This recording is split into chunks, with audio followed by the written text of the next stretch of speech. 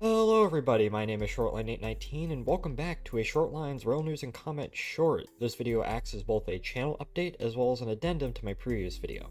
Let's start with that channel update.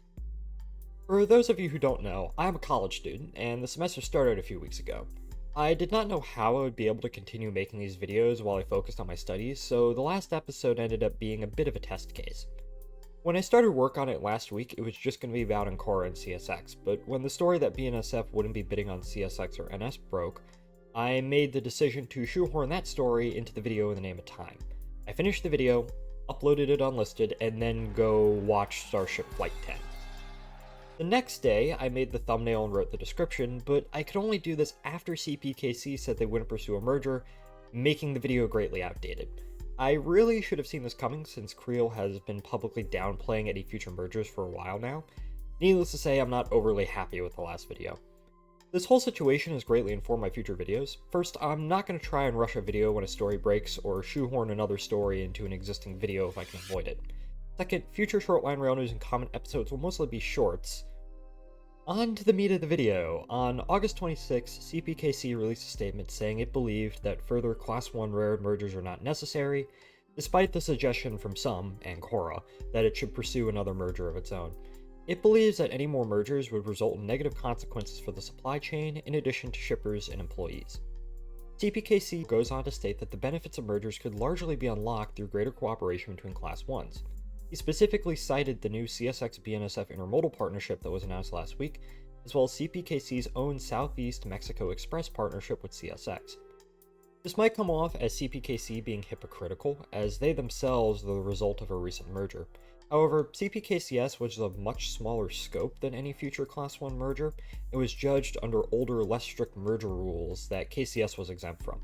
CPKC also has the most recent experience of a big merger, and they are fearful that if UP and NS fuck up their merger implementation, for lack of a better word, that could have big consequences for the entire industry.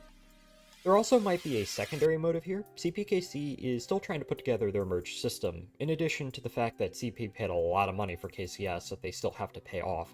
CPKC might not be in a position to engage in a future merger for a few more years, if they even really want to.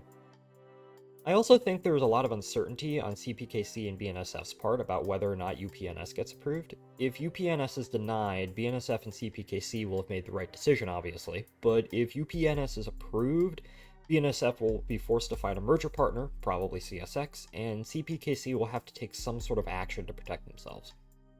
For now, this means that if UPNS will mostly be judged in isolation, while the other Class 1s either oppose or try to get concessions out of it, while pursuing partnerships with each other.